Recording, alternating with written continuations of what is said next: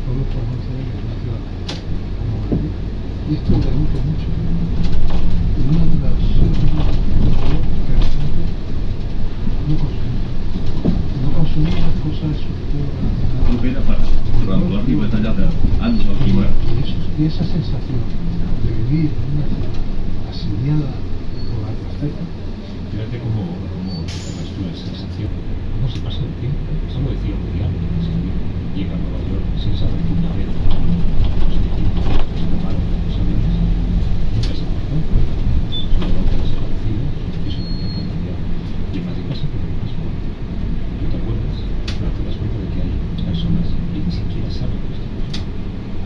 Sí. Y sin embargo, fueron días, yo te diría felices, ¿no? Una sensación de Propera para arriba tallada Olísec.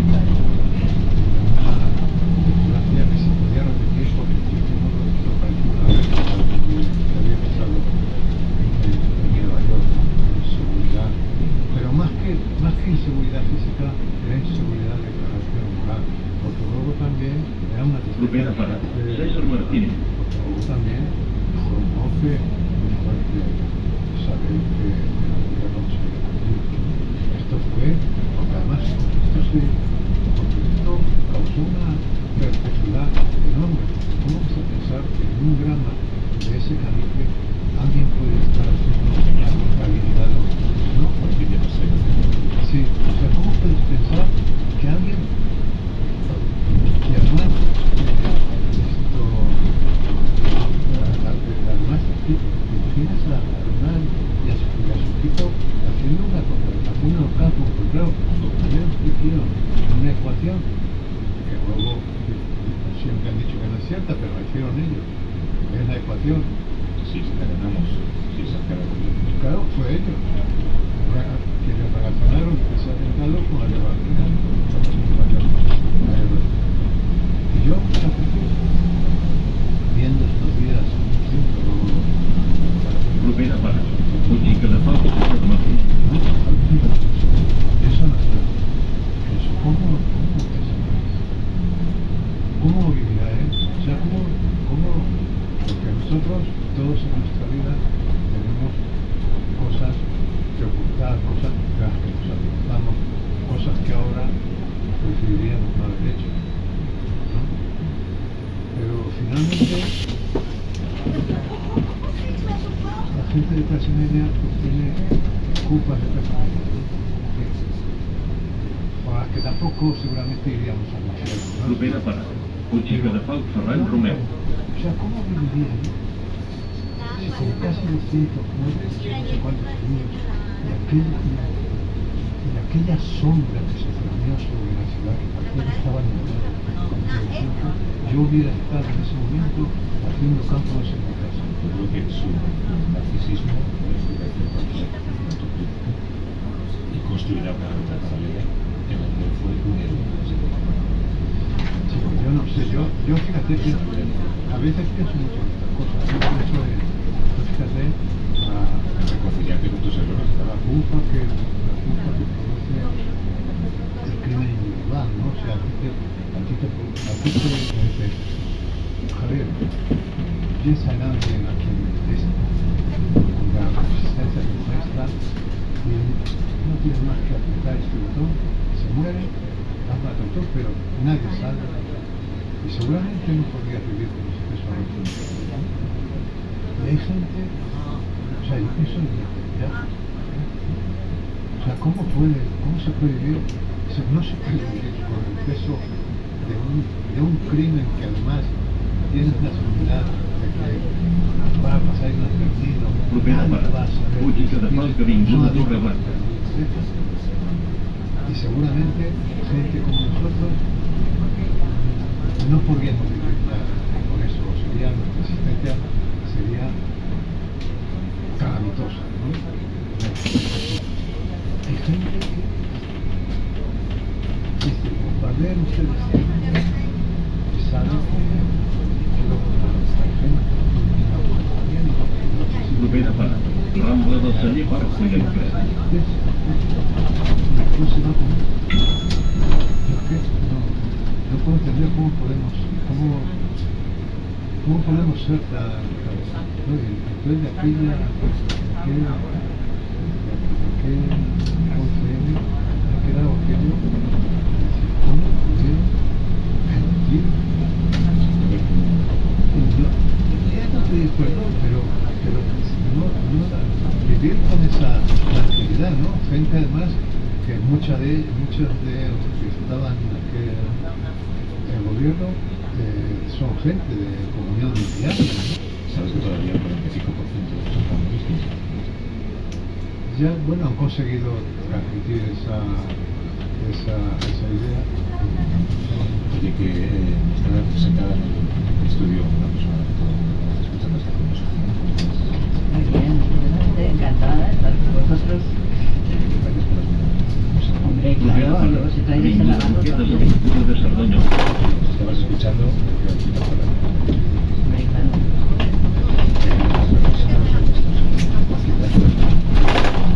Pues mira, no sé, creo que hay un tipo de personas que tiene una escasez de empatía muy grande que le permite acomodar muy bien en su personalidad los vídeos. Es muy conocido, claro, pero ¿qué suele pasar? Pues se nos olvida. La maldad fundamentalmente es una incapacidad de empatizar con el otro. El sufrimiento del otro no te afecta, no te roza, ¿no? Y sí, esas personas olvidan porque no están en el duro, ¿no? Los vivos, ¿no?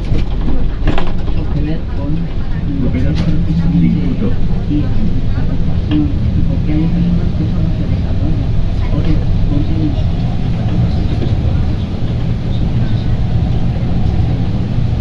¿Has visto la nota?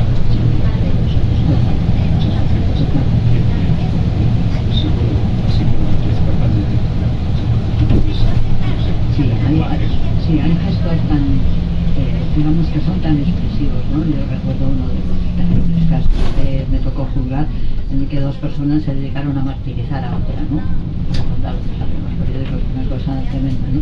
Y eran dos acusadas, ¿no? Era tremendo.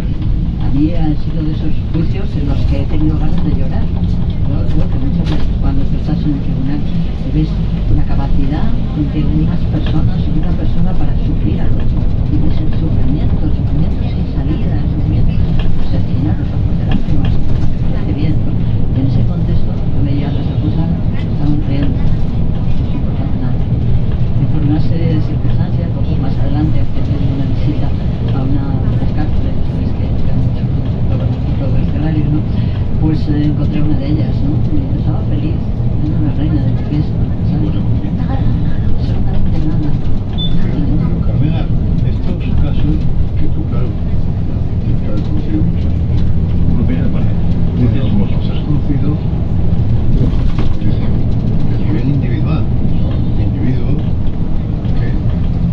Pero es que en el caso que estamos comentando, fue un grupo, o sea, fue todo un gobierno, todos los miembros del gobierno. O sea, no había ahí, no hubo nadie.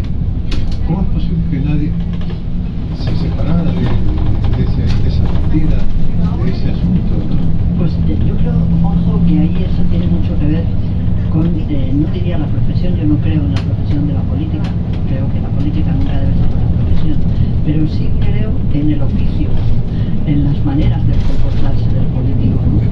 Y es verdad que por alguna serie de circunstancias, esa sensación de justificar todo porque recibes órdenes, porque las estructuras de partido, pues sabemos que se mueven por recibiendo esos argumentarios, ¿no? Es decir, que permiten que haya personas que puedan producirse una dicotomía fácil entre lo que ellos piensan y lo que hacen, porque entienden que una vez que están en ese oficio, renuncian a su capacidad de sentir, de pensar y leen el argumentario. Entonces, que eso produzca luego como un destrozo personal en las vidas, no, porque la capacidad de olvidar es muy grande. Y en el sentido contrario,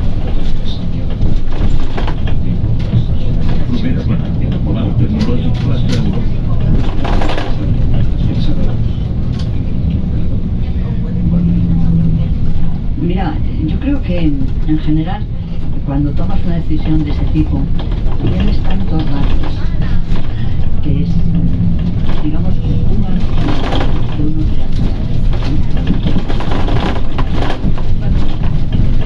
te digo, además, hablaba también, explicaba todo con tanto detalle, la veía. Ella, con sus palabras, nos estaba permitiendo reproducir el acto, ¿no? Y por otra parte veías, el muchacho, condenábamos por violación, que toda su familia le forzaba a no reconocerlo, ¿no? Porque la familia no podía admitir que un chico que era excelente, que tenía novia y tal, hubiera hecho tanto daño, ¿no? Entonces, en ese sentido sueles tener tantas vivencias que yo nunca he entendido que me he equivocado. Lo que sí es que muchas veces es que tenía que ayudar a esa persona a enfrentarse con esos países. Y recuerdo un caso muy interesante también, que era de abuso sexual, por cierto, que lo recuerdo, y ese hombre también decía, yo soy inocente, pero decía, mira, hemos reflexionado mucho sobre lo que has dicho, hemos hecho a los pueblos, no, inocente, y tienes que entrar en la cárcel. Les decía, ay, por favor, déjame un tiempo más para no tener que entrar. O sea, no, las cosas hay que hacerlas cuando hay que hacerlas. Pero le dije, digo, ¿qué piensas que a mí tú me importas? Y me importa que estés en la cárcel porque tengo la esperanza de que en la cárcel cambies. Y te voy a decir una cosa, te voy a dar mi teléfono y desde la cárcel me puedes llamar. Pero fue fantástico porque se sintió seguro. ¿Sabes este hombre? Sí, claro, me llamó la primera vez. Para pedirte cosas. No, para pedir no. El mundo es tan raro el de la presión para una persona que no ha vivido, que pidió como que le acoplaran. Nosotros, bueno, el teléfono colgado y él llamó y desde allí le acoplamos. Y a los 5 o 6 meses nos escribió, tenía razón. No sé, es muy bonito. Oye, Carmela, ¿cómo te has encontrado? Te voy a pedir una cosa. Como me llamo Carmela, Te estoy llamando Carmela. que no me importa, pero es que ¿sabes qué pasa? Tengo una hermana que se llama Carmen. Claro, debe ser por eso. Manuela, perdona. Nada, gracias, Juanjo. Es que Manuela Carmena Que sí, lo entiendo. Bueno, Manuela Oye, a Carmena. mí me pusieron Manuela porque mi padre decía, a esta niña ya no la vamos a poner María y no sé qué, porque ya van a decir 3 Marías. Yo tengo 2 hermanos, una María, otra María del Carmen, y a mí me dijeron algo que no tenga... Yo soy muy aficionado A mí me pasé cuando yo era niña, yo tenía un nombre que no estaba de moda, nada. Y me parecía un nombre feísimo, todas se llamaban Maripas, Maristini.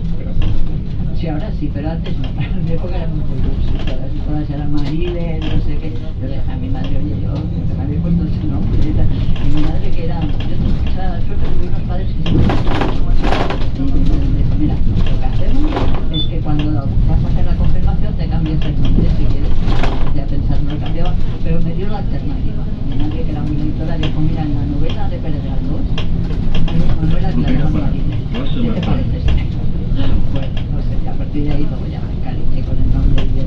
Pero a mí me tocó tener un nombre muy grande en una época que éramos todas muy justas. Tus padres tenían un sentido de ritmo, porque en algunos casos rimáis en asonante, ¿no? Pues sí, yo creo que sí. Tenían, mis padres tenían mucho sentido del ritmo, además, no sé cómo deciros, del ritmo operativo, del ritmo de la gestión humana, ¿no? Que es tan interesante.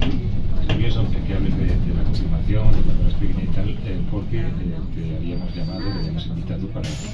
En Radio 5, sí, más que en el justicia. Me interesó muchísimo lo que contabas. Estás aquí porque acabas de cumplir 80 años, ¿no? Sí, yo estoy encantada. Bueno, me ha pasado el día 9 de febrero. Sí, necesito y me ha pasado, pero decía a mis hermanos que más de lo que se siente. Un día más. Pero bueno, es divertido, la gente te mira con otros ojos, ya tienes 80 años. Pero que conoces el tiempo, que ya no... Bueno, pues que has pasado, vamos a ver, hasta los 80 años eres mayor y tal, a partir de los 80 eres viejo, pero posiblemente, digamos, en los modelos, ¿no? En los modelos. Esa es la prueba, ¿no? De que tú has entrado en otra categoría, ¿no? Entonces, pues tienes que asumirte en esa categoría. Te digo que me siento muy bien, estoy encantada de los 80 años y ojalá siga con ese programa. Sí, pero bueno, que hay que poner una etiqueta a cada categoría porque eres igual que hace 2 meses. Ya, pero... No hay nada que cambiar. Ya, pero... O eso pensábamos. Claro, eso pensábamos, porque la ley de pronto te dice, a partir de los 80 Claro. Que esto era la esencia de esa... este podcast. Es esto, es cómo la ley, cómo la edad afecta. Hay cosas que se sabemos, y lo puedes empezar a los 18, pero hay muchas cosas que desconocíamos.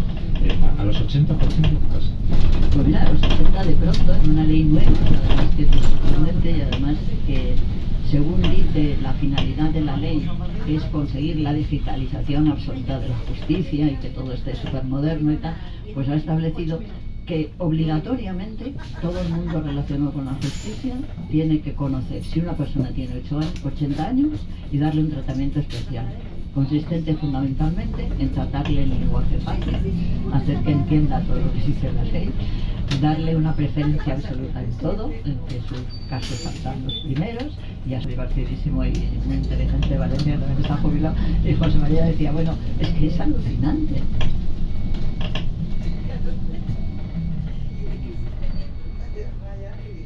Se publica en valenciano y en castellano, dice, y ahora luego habrá que hacer para los 80 del pero es que eso le quita. Claro, es que si no he entendido bien,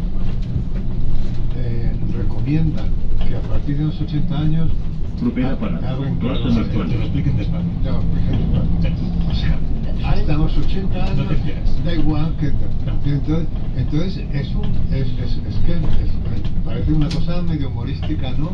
Porque seguramente está hecho con muy buena voluntad, pero el resultado final es que por un lado relegan a personas de esta edad ya a un estatus, en fin, porque además creo que en ese mismo apartado figuran las personas con discapacidad. Sí, son mayores de 80 y más Las mayores Pero además, ¿sabes lo y toreros.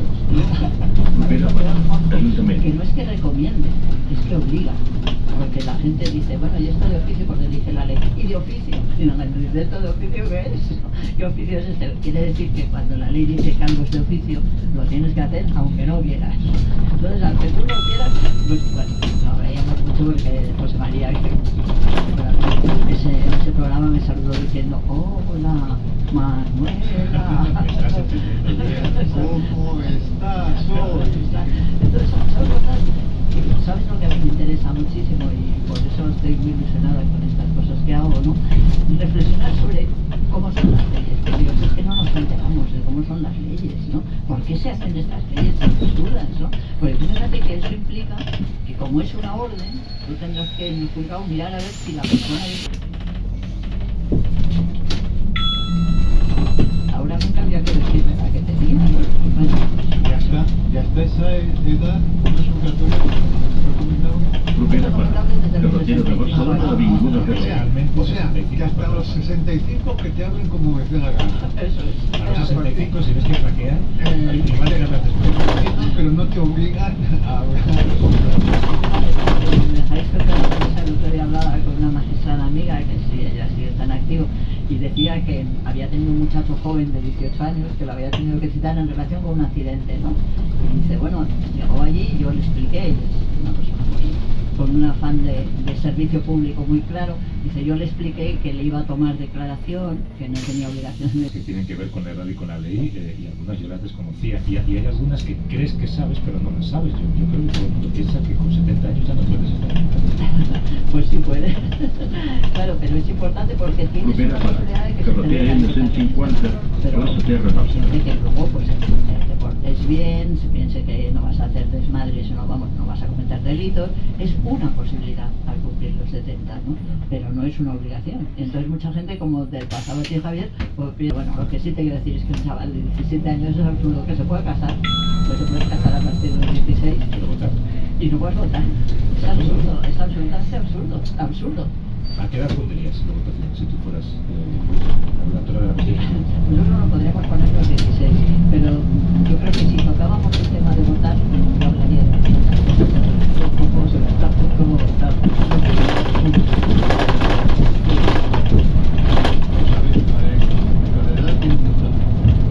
Bueno, hay como cajones, ¿no? Y luego hay una cierta, por ejemplo, de los niños, ¿no? La verdad es que hasta los 12 años no hay obligación de escucharles o que se quiere quedar con papá o con mamá, ¿no? ¿Sabes de qué decir entre las cosas que afectan tantísimo a la vida de una criatura, ¿no? Porque imaginaros lo que es que estás decidiendo sobre el estatus de vida de un ser humano, que además en ese momento se deja un poco al criterio del juez. Va. Luego a partir de los 16 te puedes casar. Bueno, a partir de los 14 eres responsable. Eso es, Eres responsable penal. eso es muy fuerte, porque hasta los 14 nada. Eres inimputable como Eso. el rey. Exacto. Entonces, luego Propera te para puedes casar. que refiere a unos 50 Y relaciones sexuales consentidas. Eso es. Y emanciparte. Sí, de emanciparte. Que muchas veces la gente no sabe lo que es emanciparse.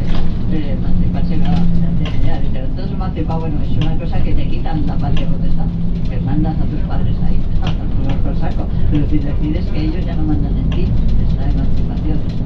Yo creo que eso no lo hace nadie, pero estaría bien que se supiera, porque también hay padres que hay que fastidiarse, ¿no? Entonces hay esa posibilidad. Luego hay una edad, por ejemplo, en la que se te permite adoptar.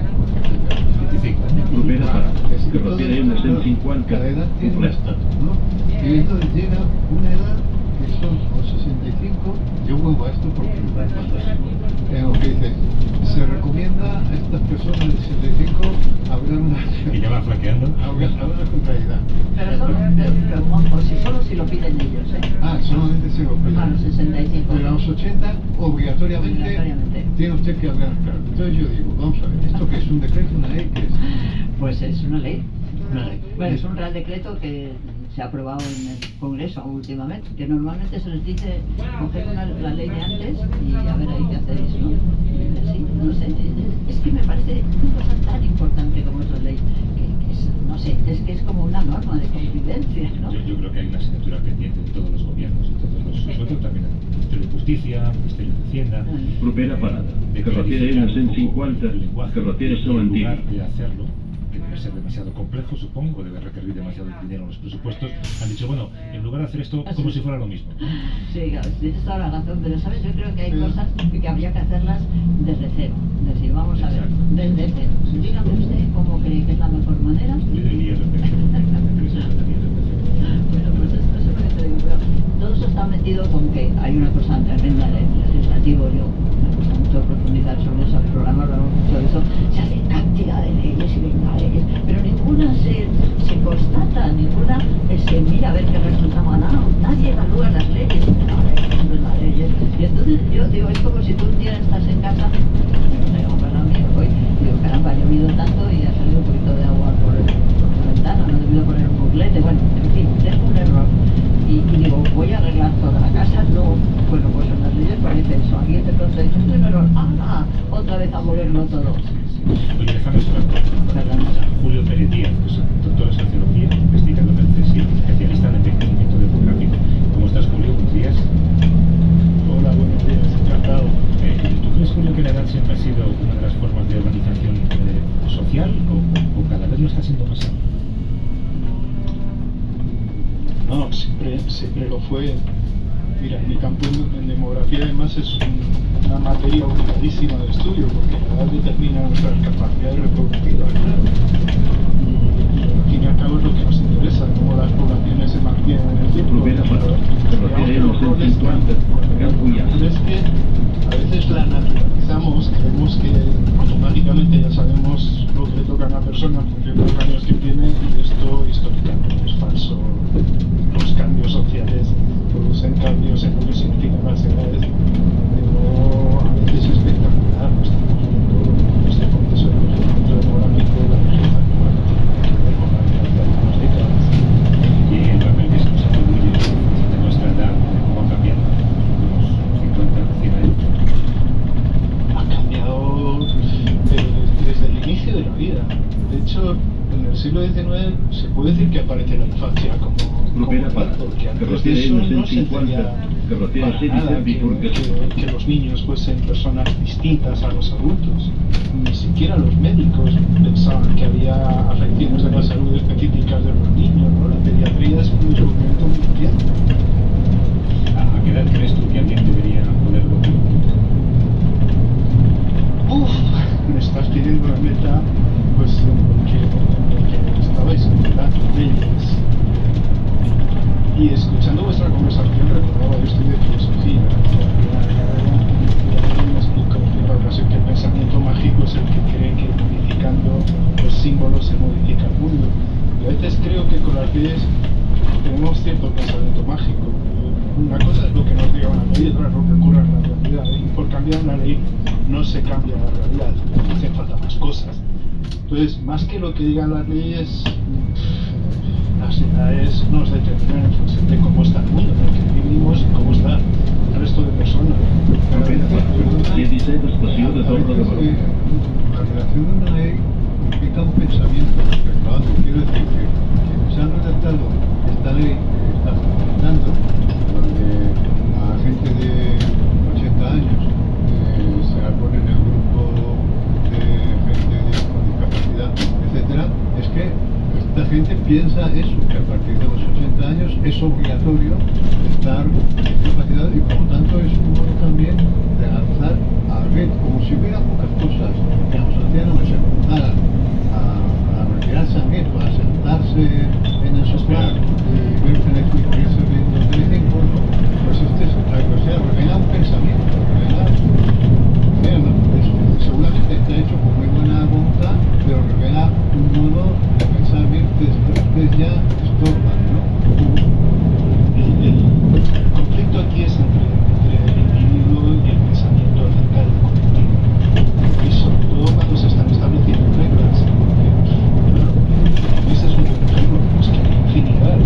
¿A qué edad se empieza a estudiar o se empieza a la primaria? ¿Cuál es la edad mínima para empezar a trabajar? ¿Cuál es la edad que te jubilas? Es decir, estamos rodeadísimos de normativas acerca de comportamientos, obligaciones y derechos que están ligados a la edad. Y claro, personalizar eso en cada caso es imposible. Y por eso tenemos reglas colectivas que afectan a muchas cosas, incluyendo la edad. Digamos que la edad es orientativa. El problema es que nos tomemos al pie de la letra de las reglas sin tener en cuenta la situación de las personas. Ahí es donde empieza el chiste. Julio Pérez Díaz, que es doctor en sociología, investigador del CSIC, especialista en envejecimiento demográfico. Gracias, Julio, por la razón. Sí, gracias. Debería hacer cuando eres una ley, por ejemplo, que establezca a qué edad un joven Sí, la verdad es que eso habría que tratarlo sabiendo que es un derecho y sobre todo, fíjate, a mí casi lo que me interesa más que eso es saber qué se viene haciendo durante tanto tiempo que decimos que lo vamos a hacer y no lo hacemos, ¿no?